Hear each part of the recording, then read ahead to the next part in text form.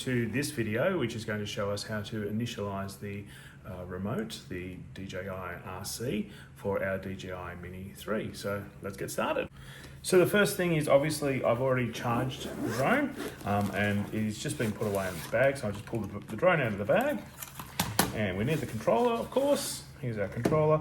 And for this, we will need one battery when we get two towards the end. So what I'm going to do is I'm just going to start by unfolding the drone, putting the battery in place, and then I'm just going to set it to one side, and we're going to get started on setting up our controller. Now, to do this, first thing we need to do is turn on the controller like that, and the screen lights up, which is great. It's what we want. And the first thing that it will ask me once it fires up, and the first thing it's going to ask me is for what language I want. So obviously I want English, so I'll hit next. So this is a touchscreen, by the way. We then get the terms and conditions. It's always worth having a read of those, and hit agree.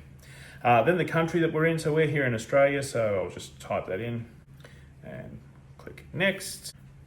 So the next step is Wi-Fi. It will ask us to connect to Wi-Fi. This is the only time that the drone will ask for Wi-Fi, only when we're doing an update and when we're initializing.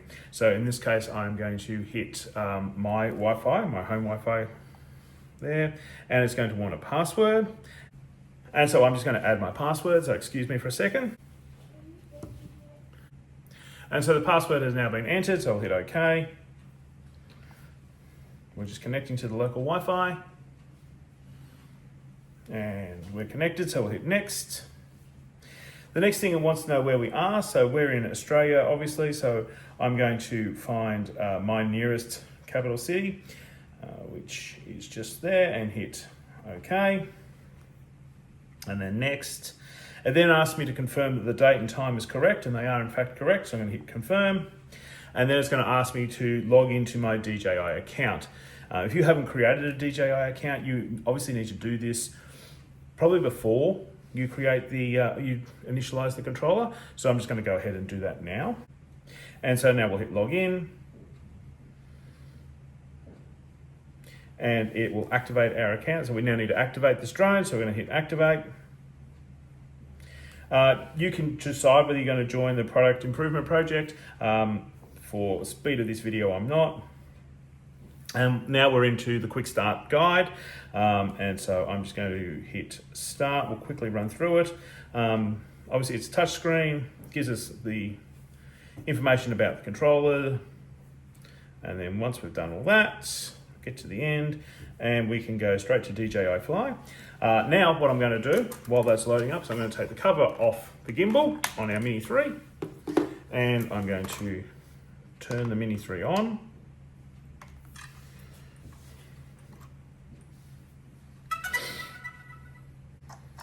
I'm going to skip the ad. Hit next. Not now. Agree to activate the device.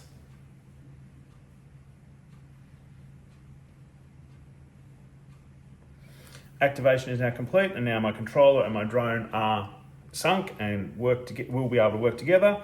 I'm going to skip the DJI Care refresh, and now it's just going to run through a couple of little tutorials with me. But the first thing that I really want to do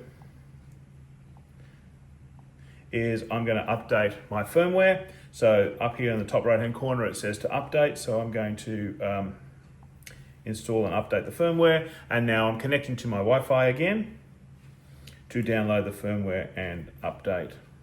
I'm just going to go to more. So this will take a few moments to do, and as you can see here, the drone is flashing away whilst that's happening. So that's it for activating our DJI Mini 3. The next step obviously is to wait for that firmware to update, and once that firmware is updated, we'll be able to go flying.